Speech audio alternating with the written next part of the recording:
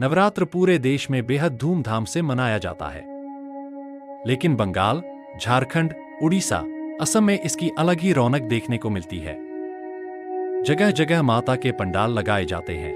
कैलाश पर्वत के ध्यानी की अर्धांगिनी मां सती ही दूसरे जन्म में पार्वती के रूप में विख्या हुई। उन्हें ही शैलपुत्री, ब्रह्मचारिणी, चंद्रघंटा, कूष्मांडा, स्कंदमाता, कात्यायनी, कालरात्रि, महागौरी, सिद्धिदात्री आदि नामों से जोड़कर देखा जाता है।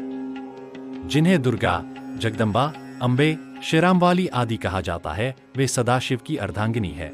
माता की कथा, आदि सतयुग के राजा दक्ष की पुत्री सती माता को शक्ति कहा जाता है। शिव के कारण उनका नाम शक्ति हो गया, हालांकि उनका असली नाम दाक्षायणी था। यज्ञ कुंड में कूदकर आत्मदाह करने के कारण भी उन्हें सती कहा जाता है। बाद में उन्हें पार्वती के रूप में जन्म लिया।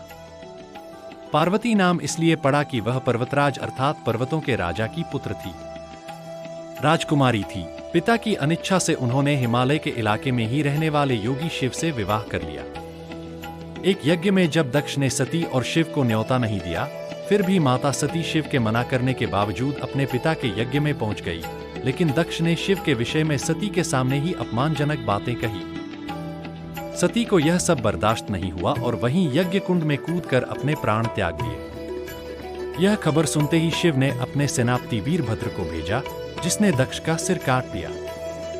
इसके बाद दुखी होकर सती के शरीर को अपने सिर पर धारण कर शिव क्रोधित हो धरती पर घूमते रहे। इस दौरान जहां जहां सती के शरीर के अंग या आभूषण गिरे, वहां बाद में शक्तिपीठ निर्मित किए गए। जहां पर जो अंग या आभूषण गिरा, उस शक्तिपीठ का नाम वह हो गया। इसका यह मतलब नहीं कि अनेक माताएं हो गई। माता पार्वती ने ही शुंभ-निशुंभ, महिषासुर आदि राक्षसों का वध किया था। माता का रूप, मां के एक हाथ में तलवार और दूसरे में कमल का फूल है।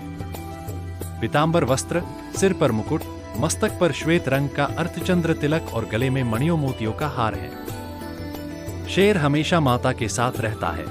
माता की प्रार्थना, जो दिल से पुकार निकले वही प्रार्थना। न मंत्र, न तंत्र और न ही पूजा पाठ। प्रार्थना ही सत्य है। मां की प्रार्थना या स्तुति के पुराणों में कई श्लोक दिए गए हैं। माता का तीर्थ, शिव का धाम कैलाश पर्वत है, वहीं मानसरोवर के समीप माता का धाम है, जहां दाक्षायणी माता का मंदिर बना है। वहीं पर मां साक्षात विराजमान है।